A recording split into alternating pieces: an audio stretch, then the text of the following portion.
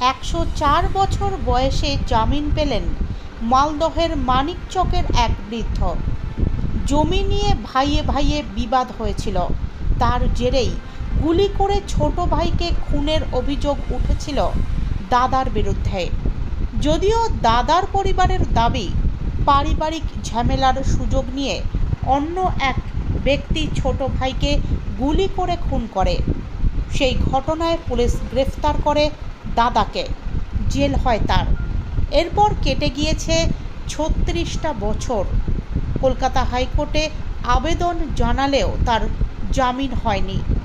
অবশেষে সুপ্রিম কোর্টের নির্দেশে অন্তর্বর্তী জামিন পেয়েছেন 104 বছর বয়সী ওই বৃদ্ধ।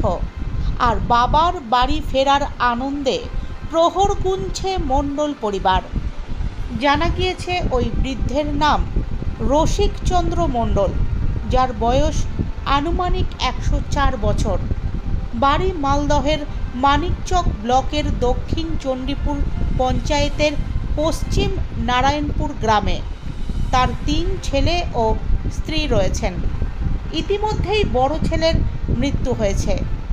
1920 সালে মানিকচক ব্লকের দক্ষিণ চণ্ডীপুর পঞ্চায়েতের পশ্চিম নারায়ণপুর গ্রামে জন্ম হয় রসিকবাবুর। বেশ কয়েক বিঘা জমির মালিক ছিলেন তিনি। গঙ্গার পলি মেশা উর্বর ওই জমি ছিল বহু ফসলি। পৈতৃক সেই জমি নিয়েই তার সঙ্গে বিবাদ বাধে ছোট ভাই সুরেশ মণ্ডলের। 2 ভাইয়ের পাশাপাশি বাড়ি।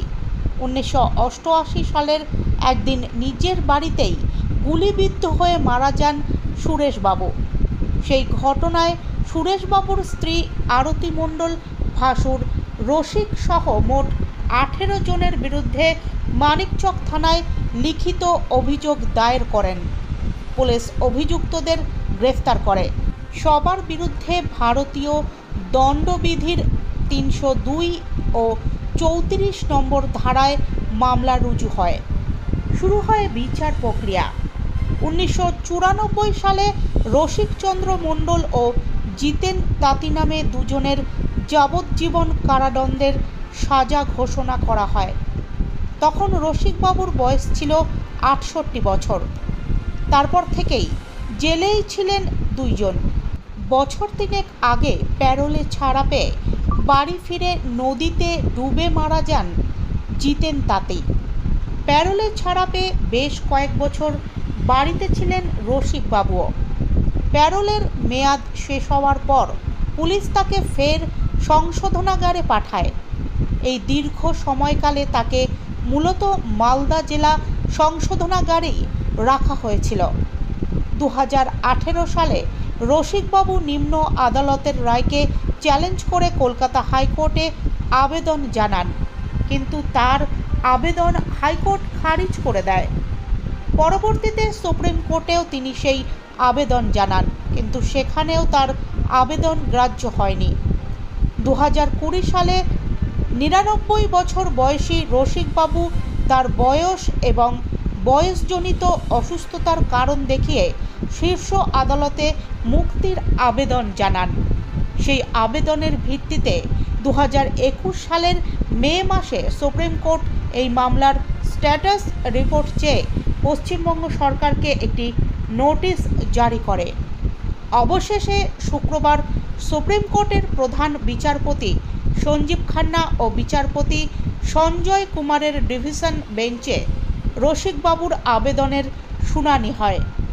রসিকচন্দ্র মণ্ডল ও রাজ্য সরকারের কৌশলীদের সওয়াল জবাবের পর ডিভিশন বেঞ্চ 104 বছর বয়সী রসিকবাবুকে অন্তর্বর্তী জামিনে মুক্তির নির্দেশ দিয়েছে।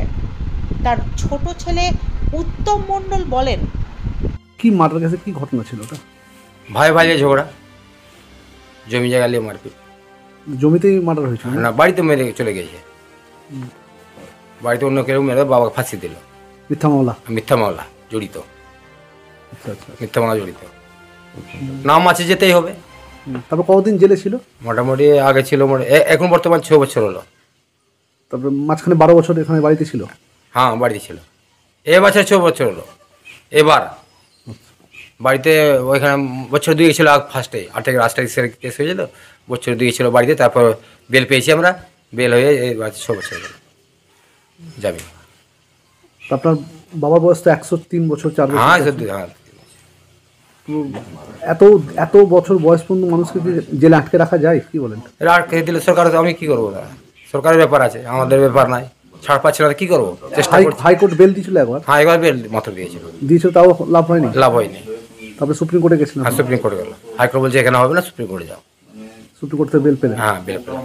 তো 104 বছরের বাবা, হ্যাঁ। বাবা কেমন কেমন অবস্থায় আছে এখন? অসুস্থ? ও অসুস্থ আছে, অসুস্থ হলে হসপিটালে ভর্তি করে দেয়, আবার নিয়ে চলে যায়। প্রত্যেকবার মালদা করে যে ভর্তি করে দেয় মালদা হসপিটালে, আবার নিয়ে চলে যায়।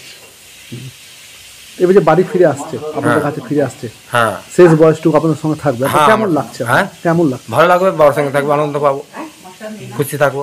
মানে আপনার হাল ছাড়েননি? না হাল ছাড়িনি, বাবা ছাড়তে পারি।